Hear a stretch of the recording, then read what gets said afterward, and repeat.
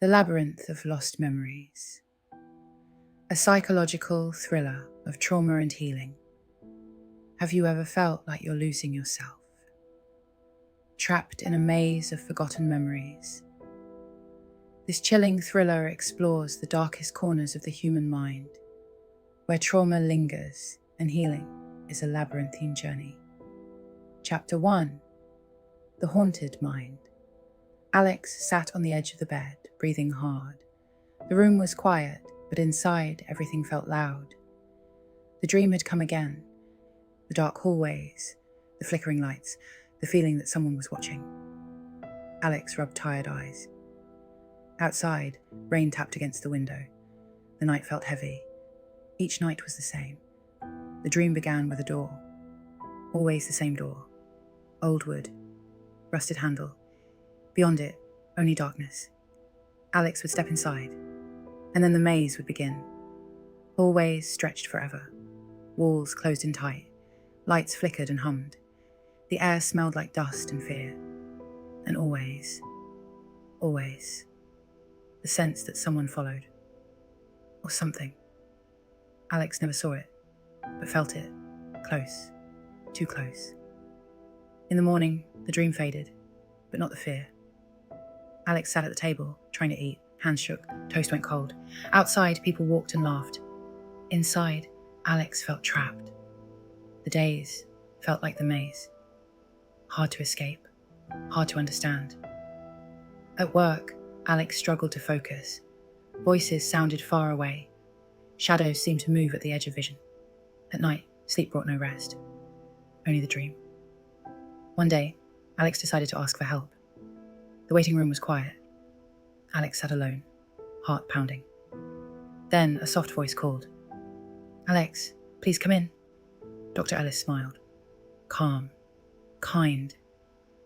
"Let's start wherever you want, Doctor," Ellis said. Alex spoke slowly, about the dreams, about the fear, about feeling lost. Dr. Ellis listened. No rushing, no judgment. Together, they began to explore. Words turned into memories. Memories turned into pictures, and the pictures formed the maze. Alex explained the dream. The halls, the door, the feeling of being followed. Dr. Ellis nodded. "The mind is trying to show you something," they said. Alex didn't know what, but deep down, there was a sense of something hidden. A memory, maybe, a truth, long buried. That night, the dream came again, but this time, Alex noticed more.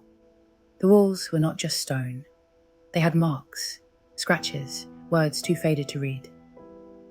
The lights flickered, but also showed shapes on the floor, shadows of things left behind. And the door at the start. Alex saw a crack in it now, a crack where light tried to shine through. The feeling of being watched was stronger. A cold breath at the back of the neck. A whisper just out of reach. But Alex didn't run. Not this time. Alex stood still, listened, breathed, and for a moment, the maze grew quiet. The next day, Alex told Dr. Ellis. Dr. Ellis leaned forward. "You're starting to face it," they said. "The maze is part of you. The fear is part of you, but you can learn from it." Alex nodded. The words felt true. But the fear still felt real. The week passed. Dreams came each night. Each time, Alex saw more. Doors hidden behind walls. Stairs that led to nowhere. Pictures on the walls. Faces that felt familiar, but broken. And always, the watcher. Always there. Always waiting. Alex wondered, what is it waiting for? What am I hiding?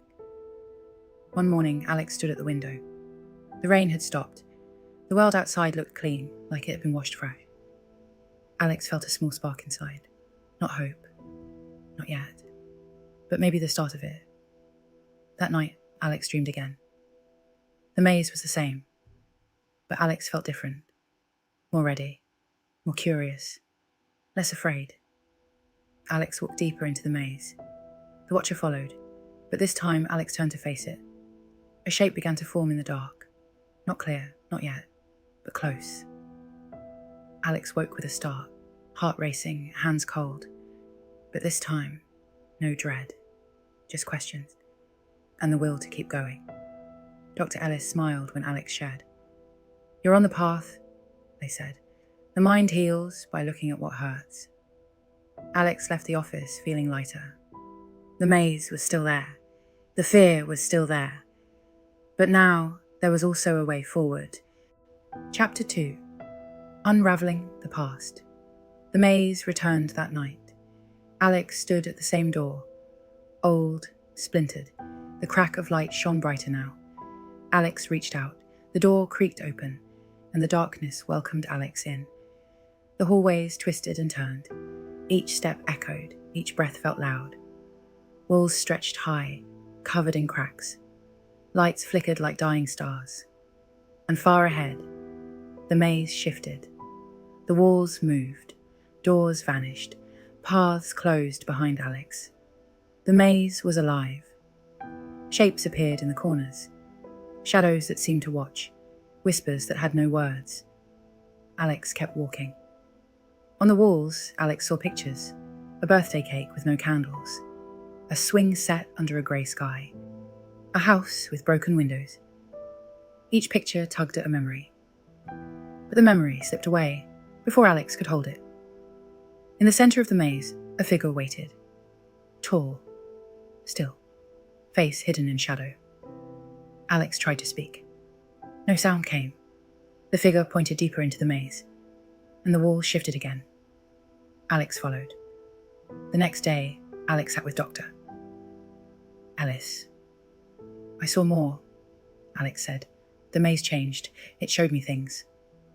Dr. Ellis nodded. "Your mind is showing you what it remembers, even the things you've tried to forget." Alex shivered.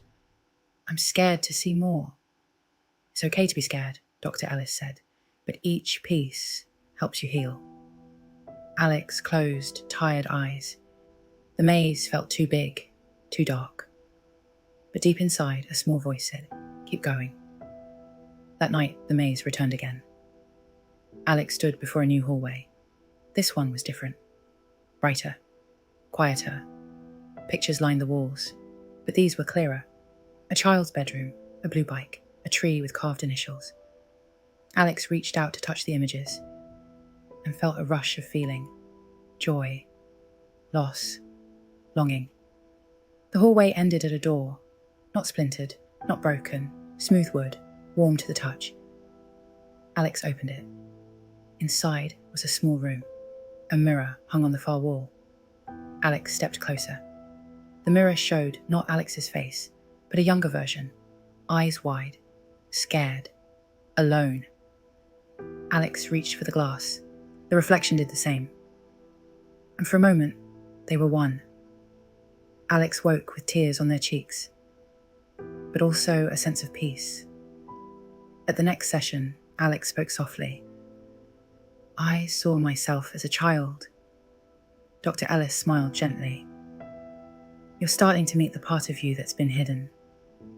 The part that holds the memories." Alex nodded. It didn't feel so scary this time. Dr. Ellis leaned forward. "You're not alone in the maze. I'm here. And so are your own strengths." The dreams kept coming. Each night, Alex saw more. A park bench, a school hallway, a hand reaching out in the dark. And always, the maze shifted, leading deeper, calling Alex closer to the truth. One night, the Watcher appeared again. This time Alex stood still, faced the shape. The shadow took a step forward. The form of a person began to show. Blurry at first, but growing clearer. Alex felt the fear rise, but also the need to know. The shape stopped, raised a hand, pointed to a door Alex hadn't seen before. A door of light. Alex moved toward it. The door felt warm, safe, and beyond it, a room filled with pieces of the past. Photos, letters, toys, songs in the air, memories. Alex stepped inside, and the Watcher faded. Alex woke with a sense of wonder. The maze wasn't just about fear, it was about finding what was lost. Dr. Ellis listened as Alex shared. "You're doing brave work," they said. "The maze is becoming clearer because you are ready." Alex felt stronger. The fear was still there. But now there was hope. The labyrinth wasn't endless, and Alex wasn't alone inside it. Chapter 3. The Weight of Trauma. Alex sat alone at the kitchen table. The tea had gone cold. Outside, the world moved on. Inside, Alex felt stuck. The dreams had shown so much, but now Alex felt the weight of it, the memories, the fear, the maze. Each night, the labyrinth called, and each night Alex answered. But the paths grew darker, the walls closed tighter, the lights grew dim. The Watcher returned, but now it spoke. Not with words, with feelings, guilt, shame, sadness. Alex felt them all, heavy, like chains. In the dream, Alex saw faces, loved ones, but changed. Their eyes were cold, their voices sharp. They pointed at Alex. They spoke in broken phrases. "You failed. Why did you leave? It's your fault." Alex ran through the maze. Doors slammed shut, walls shifted, paths vanished. The Watcher stayed close. Its shadow stretched long. Alex woke with tears, and the weight stayed. On their chest, in their mind. At the next session, Alex spoke in a whisper. "They blamed me. They said it was my fault." Dr. Ellis listened, calm, steady. "That's not them, Alex," they said. "That's the part of you shaped by trauma. It twists what was real." Alex shook their head. "But it felt so real." "I know," Dr. Ellis said gently. "But feelings aren't always facts." Alex stared at the floor. "Why does my mind do this?" "To protect you," Dr. Ellis said. "To keep the memories hidden until you're ready." The words made sense, but they didn't lift the weight. Not yet. That night, the dream came again. Alex walked slowly. Every step felt harder. The maze felt endless. The Watcher followed, closer than before. Alex turned, faced the shadow. "What do you want?" Alex asked. The Watcher raised a hand, pointed to a broken door. Alex stepped through. Inside was a room filled with mirrors, each one cracked. Each one showed a different version of Alex, scared, angry, small. Alex stared at them all, and the mirrors whispered. "Remember, see, heal." Alex woke in the dark, but something had shifted. The next day, Alex felt the weight in new ways. Crowds felt louder, rooms felt smaller, every sound seemed sharper. Paranoia crept in. Shadows seemed to move, whispers seemed to follow. At work, Alex felt watched. At home, the quiet felt too loud. The weight of trauma was everywhere. Alex called Dr. Ellis. "I feel like I'm falling apart." "You're not," Dr. Ellis said. "You're facing what you've hidden. It feels heavy now, but it will pass." Alex took a deep breath. "I hope so." "It will," Dr. Ellis said. "Keep going." The dreams deepened. Alex saw rooms they had forgotten. A playground, a hospital room, a dark hallway that felt too familiar. Each step brought a memory closer, and each memory brought fear, but also strength. The Watcher appeared once more. This time it spoke in a voice that was Alex's own. "It's time," it said. "Face it." Alex stood tall in the dream, ready. At the next session, Alex said, "I think I'm close. Close to what started it all." Dr. Ellis nodded. "I believe you are, and I believe you can face it." Alex breathed deeply. The weight was still there, but now they could carry it, because every step in the maze, every face in the mirror, every word in the dark was part of healing. Chapter 4. Confrontation and Healing. The maze waited. Alex stood at its edge. The dream had brought them here again, but tonight felt different. The air was still. The lights glowed steady. The walls no longer shifted. Alex felt ready. The Watcher stood beside Alex. No longer a shadow, no longer a threat, just a part of Alex. The part that remembered. Together they stepped inside. The hallways were the same, but now Alex saw them clearly. The cracks in the walls, the pictures on the floor, the doors, some open, some closed. Each mark told a story. Each door led to a memory. Alex followed the path, past the playground, past the hospital room, past the dark hallway, to a door they had never seen before. This door was simple, wood smooth as glass. A small light shone around its edges. The Watcher pointed. "This is it," Alex heard their own voice say. Alex reached out. The handle felt warm. The door opened. Inside was a small room. Quiet. Still. Safe. At its center, a single memory waited. Alex stepped closer.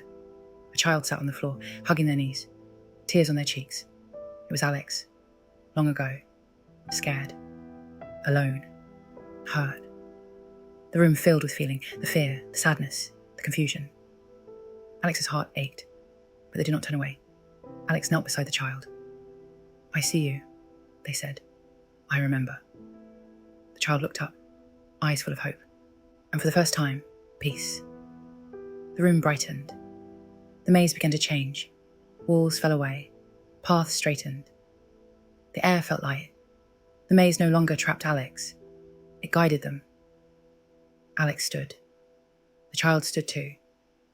Together, they walked out of the room, through the door, into the light. Alex woke with tears, but they were not sad tears. They were tears of release. At the next session, Alex shared the dream. Dr. Ellis smiled. "You faced it," they said, "and you healed part of it." Alex nodded. "I feel lighter." "Good," Dr. Ellis said. "The maze will still be there, but now it's yours to shape." The nights that followed brought new dreams, but they were different. No more endless halls, no more shifting walls. The maze was smaller, brighter, peaceful. Alex saw the Watcher again, but now it smiled. It was no longer needed. Alex could walk the maze alone. In waking life, things changed too. The world felt clearer. The weight lifted, bit by bit. Alex still had hard days, but now they had a path. One night, Alex dreamed of the maze, one last time. They stood at its heart. The walls were low, the light steady. The child version of Alex waved goodbye. The Watcher faded into the light. Alex smiled. The maze no longer held them. It freed them. Chapter 5. Emergence from the Labyrinth. 1,120 words. Morning light filled Alex's room. For the first time in a long time, Alex woke without fear. The air felt fresh. The world felt new. The maze had not appeared in the night. No dark halls, no watchers, just quiet. Alex smiled. The days felt brighter. The weight that had pressed on Alex's heart was lighter now. The fear still came at times, but it no longer ruled. Alex walked outside. The wind felt soft. The sky felt wide. Every sound, every sight seemed clearer. Alex felt part of the world again. At the next session, Dr. Ellis noticed the change. "You seem stronger," they said. Alex nodded. "I feel stronger. The maze is still there, but I'm not trapped anymore." Dr. Ellis smiled. "That's healing. Not forgetting, not erasing, but living with the past and choosing the future." Alex thought about that. The maze was part of them, but now it was a place they could visit, not a place they were lost in. The dreams still came sometimes, but they were different. The walls were no longer endless. The doors stayed open. The light was warm. In the dreams, Alex walked freely. The child's self no longer hid. The Watcher no longer followed. Alex was whole. Days turned to weeks. Alex began to rebuild, slowly, kindly. Each small step mattered. A walk in the park, a talk with a friend, a moment of peace at sunset. The fear did not vanish, but it lost its power. Alex learned to face it, to name it, to breathe through it. And in doing so, Alex grew. One evening, Alex stood by the window. The sky glowed gold and pink. Birds flew home. The world felt calm. Alex closed their eyes. The maze was far behind, but its lessons stayed close. Dr. Ellis shared one last thought at their final session. Healing is not the end of the story, they said. It's the start of a new one. Alex smiled. I'm ready for that. And so, Alex stepped forward, into life, into light, into the future. The past was part of them, but it no longer held the map. Alex held that now. Have you ever faced a fear that felt impossible to escape? Share your thoughts, and let's talk about finding hope in the dark. Leave a like, and please subscribe for more. We're uploading as much as possible to kick this channel off and build a community. Thank you for your support.